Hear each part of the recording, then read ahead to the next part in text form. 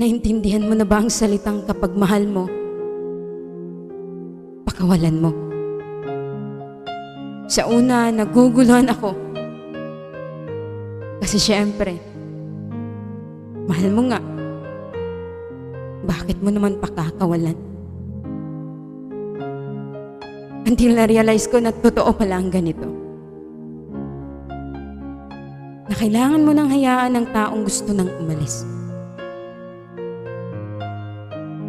Kailangan mo nang pakawalan ang taong minahal mo ng totoo. At gusto mong maging masaya siya. Kahit hindi na ikaw ang dahilan sa ngiti niya. At yan ang pinakamasakit sa pagbitaw mo sa kanya. Sa relasyon, hindi lahat ng bumitaw ay hindi na mahal. Minsan bumitaw tayo kasi kailangan nating pakawalan. Yung ikaw na lang ang lumalaban.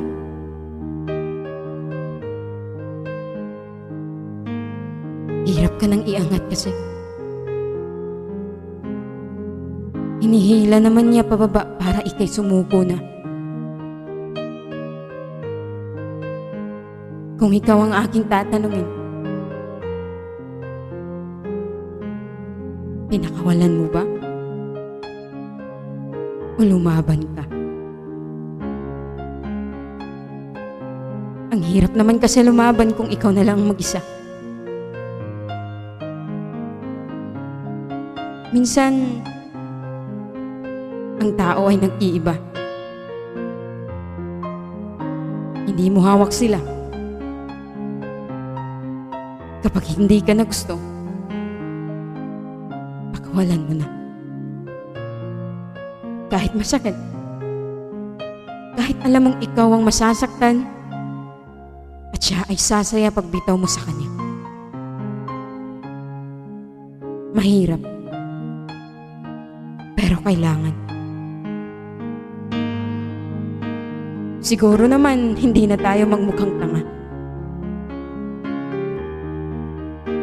Kung pakakawalan natin ang isang tao, kahit mahal mo pa.